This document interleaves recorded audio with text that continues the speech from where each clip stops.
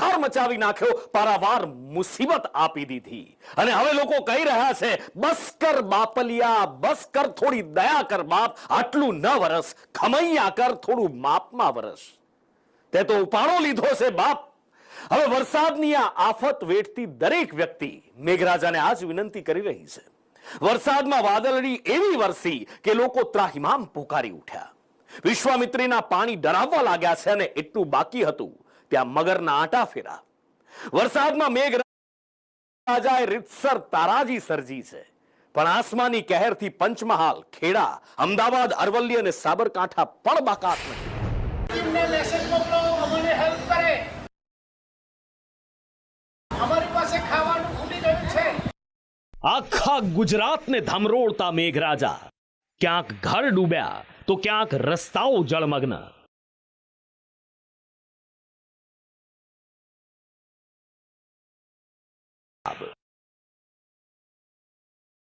સૌથી પહેલા વાત એ શહેરની જે સૌરાષ્ટ્રનું મુખ્ય પાણીએ કહેર વરસાવ્યો.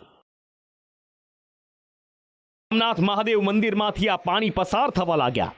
આજીના પાણી મહાદેવનો જળાભિષેક કરી રહ્યા હતા. આજી નદીનો પાળો તૂટવાના કારણે આખો વિસ્તાર જળબંબાકાર થઈ ગયો. 25 થી 30 લોકો અહીંયા ફસાયા હતા, જેમને ભારે જહેમત સાથે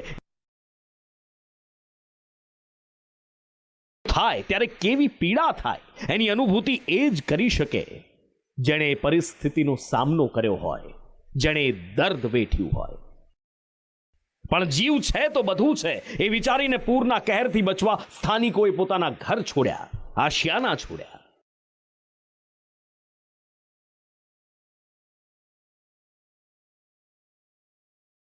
દેવદૂત બનેલા એ જવાનોને પણ સલામ છે જેઓ ઝીરો રિપોર્ટ જુઓ.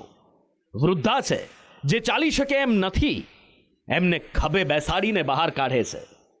સંદેશ ન્યૂઝની ટીમ પણ ઘણા પડકારો વચ્ચે આ દ્રશ્યો કેમેરામાં કેદ કરી રહી હતી, કારણ કે ટીવી જોનારા દર્શકોને એ વાતનો અંદાજ મળે કે કુદરત જ્યારે કોપાયમાન થાય છે ત્યારે આપણા જાબાઝ જવાનો જે રીતે જળ સામે યુદ્ધ લડી રહ્યા છે એ બતાવવું અહીંયા જરૂરી બની જાય છે. શોકથી નહીં લાગે, કારણ કે આ દ્રશ્યો તમે જુઓ, માથા પર ચોકડી વિસ્તારના દ્રશ્યો છે.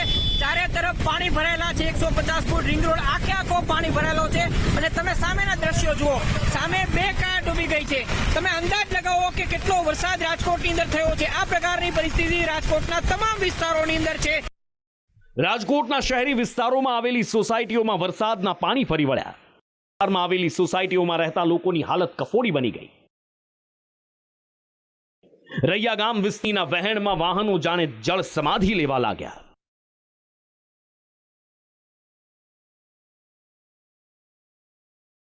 રાજકોટના શહેરી જ નહીં પણ ગ્રામ્ય વિસ્તારોમાં પણ ભારે વરસાદે સટાસટી બોલાવી.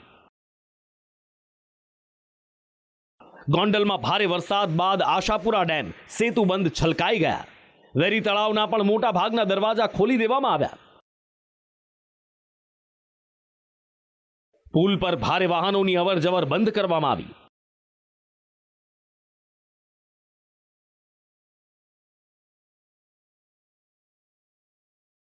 લાગ્યા હતા.